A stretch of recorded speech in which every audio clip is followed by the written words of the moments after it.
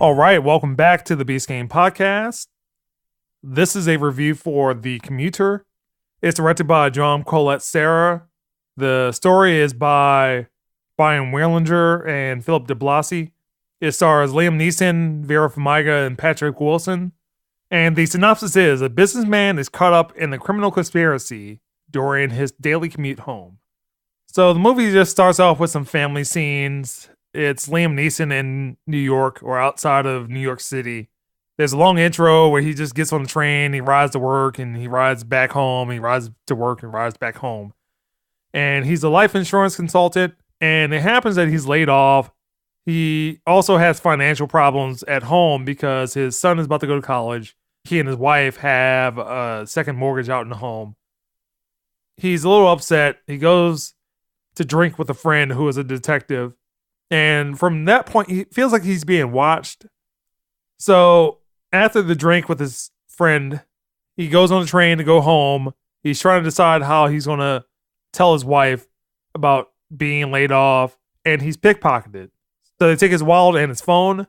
As he sits down on the train, a woman sits down next to him, proposes some idea about, I want you to find someone that's on this train because you ride this train every day, that if he does this, he'll get $100,000.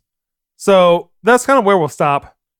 And I will say that this premise is completely silly from top to bottom. This is the fourth collaboration between John Colette Serra and Liam Neeson.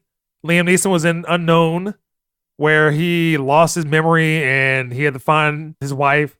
Nonstop, where he was a drunken air marshal and someone on the plane attempted to frame him. Run All Night, which was actually pretty good, where Liam Neeson was a mobster and his son kind of got mixed up in the wrong dealings. And this movie, and the sad part about this, John Colette Serra had done one of the greatest movies, I feel, is The Shallows.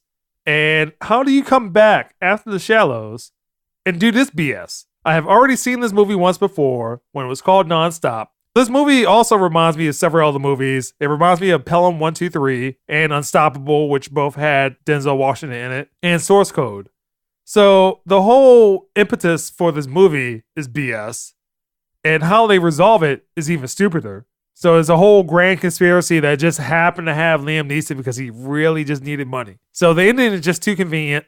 There's a lot of accents that are New York accents or supposed to be New York accents in this.